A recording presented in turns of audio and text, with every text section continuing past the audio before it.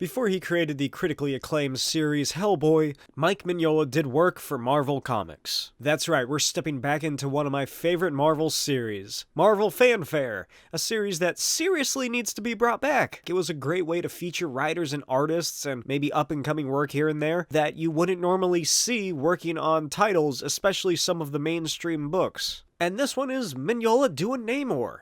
So leave a like for little wings on your ankles. Before I get started, here's some plugs. Over on my Patreon, I've finished uploading all pages of the 40-page comic anthology, Destructo Boy and Other Exciting Tales. And I am almost nearing completion of the first issue of Destructo Boy, Era of Alpha Cardinal, Part 1.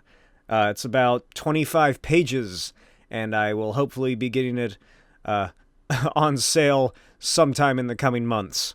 And back on Patreon, I'm still in the process of uploading the pages to A Dead Fish in the Grass, a 166-page horror graphic novel set in the Old West. If you're still interested in buying the original printing of the Destructo Boy and Other Exciting Tales book, there are still a few copies for sale at $19.99 plus shipping, so check out the link tree in the description. Not going to be reprinted, I don't plan on doing that. I'm going straight to the Destructo Boy sequel issues, of which there will be 6, eventually. I might do that as a monthly or bi-monthly thing, I'm not sure yet. Also on my Patreon, you can vote each month from one of 3 video topics.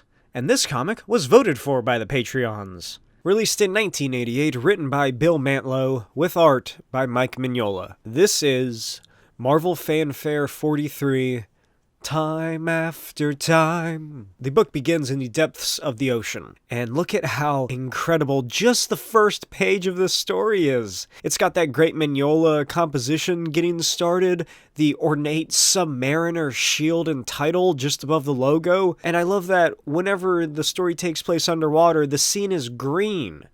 It's not like blues and purples, it's various shades and hues of green. It's such an unused color for underwater scenes, and it really helps convey that there's a whole other world beneath the waves. Anyway, one day Namor is swimming around doing Atlantean mutant stuff, and we're taught about the Atlantean legend of the Sargasso Sea in the South Atlantic, a place where evil is said to wait for those who dared enter its waters. Namor swims through this evil sea and makes note of how odd the water is. It's strangely still. He surfaces for air and discovers strange crimson-colored algae upon the surface. Just pretend it's there. Namor then deduces that the algae must be the reason for the rumors of death and disease. He decides that he, the Prince of Atlantis, will undo this blight. So he starts swimming around, trying to, figure stuff out, where he can start or whatever, and eventually he grows slow and sluggish, and the little wings get caught in the kelp, and he's strangled within it. As he loses consciousness and sinks to the murky depths, Namor realizes that the algae has poisoned him and the sea. After what seems like a lifetime, Namor finally escapes from the depths. He breaks through the waves, shouting, "I live!"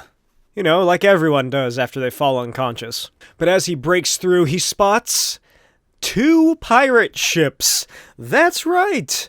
Namor has somehow gone back in time. Namor watches as the surface dwellers destroy one another like always, until the pirates have seemingly won. So he flies his little Speedo-wearing ass up to their ship and finds a pirate queen prepared to be assassinated. He swoops down, picks her up from being killed in the trap set, and sets her back on her ship, and then pushes the ship away. She thanks him, and then Namor hits on her and introduces himself, and she introduces herself as Patience. Patience is very into Namor because he's jacked and super hot, and within, I guess, days, he's become her co-captain and her mate.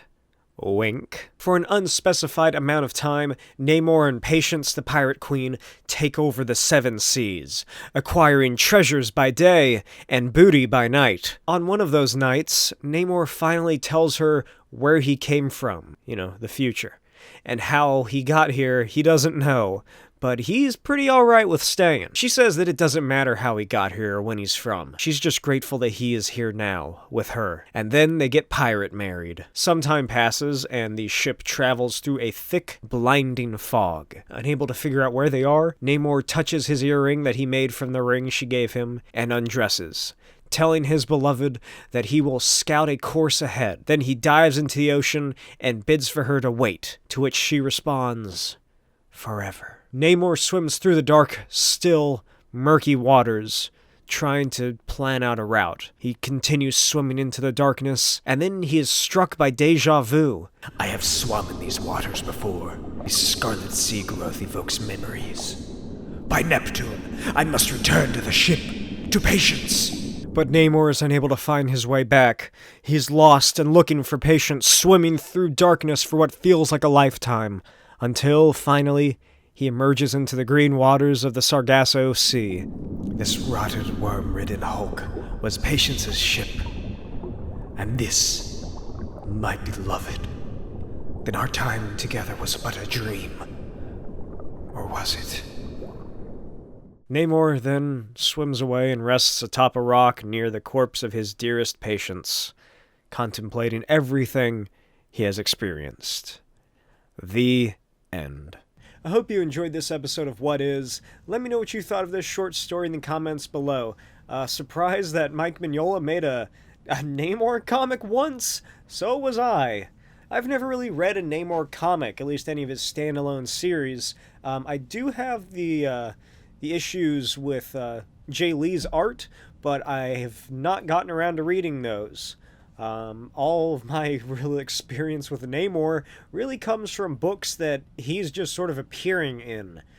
Fantastic Four, Avengers sometimes, the Illuminati books, and the Secret Wars, I guess, lead up back in like 2014, 2015, before that was happening. I'm pretty sure he was in a lot of that. But if this was like the normal emotion and writing put into a Namor book and a long run, like with more pages and a longer series, I would definitely pick that up, because this is just one like 15-page short story. They didn't have a lot to work with, but Bill Mantlo, he's such a great writer. I love all of his work, and it's such a god-awful shame of what happened to him and that he's unable to write anything anymore. He could have done so much more, especially if they gave him a Namor series. How incredible would it have been to read this issue as, like, I don't know, an arc of a storyline? Like, Namor gets sent back in time by way of kelp. Then it's never explained again, by the way. This is the only time that shit appears, to my knowledge. Just imagine you're reading a Namor series, and he's doing the regular Namor shit, and then one issue, he gets sent back in time, and then he's left back in time for 3 to 6 issues. I don't know, however long they want to have Namor be a pirate king in the 1700s, 1800s. I don't really know when this is supposed to be said, but how great would that be? It'd be like Conan or something, I guess. But with Namor, it'd be like Conan, but he has wings on his ankles. And the feelings that Bill Mantlo is able to convey, and Mike Mignola through his art, of just the emotion that Namor stoically goes through. He, for like once in his life, has finally really found a place that he feels at home. He's found the queen to his king. He has found a woman that isn't already in a relationship and is married to his arch enemy. And then, once he finally starts, settling down, like, I'm fucking surprised they didn't put something about him having a kid. Because just to really gut punch you a little more. I'm sure if this was a longer running series, that definitely would have happened. And then the kid would have, I don't know, come back in some way. But I digress. He has finally found a place where he is at home. And then that's all just taken away from him. And the way that they're able to guide the reader through that in just this one short story is just fantastic. I'm going to keep saying it, I'm so bummed out that this was not like a longer story maybe like as an original graphic novel or just a series in Namor comics. I'm sure once Black Panther 2 comes out, we're going to be seeing a whole lot more Namor. So hey, whoever gets to write that, I know you're watching.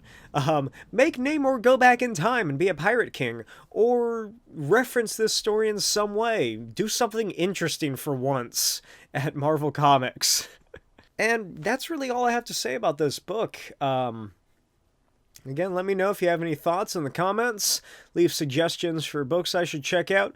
As always, follow me on Instagram at NotBlakeWild and at smokey'svideos. I post updates on my comics that I am working on, such as DESTRUCTO Boy and A Dead Fish in the Grass on there. And on my Smokey's Videos account, I'll post updates and whenever there's a new video out. Yeah, check me out on Patreon, patreon.com/smokey'svideos. It's where I upload each week pages from A Dead Fish in the Grass, which is a 166 horror graphic novel set in the Old West. That's really about it. I'll see you next time. Bye.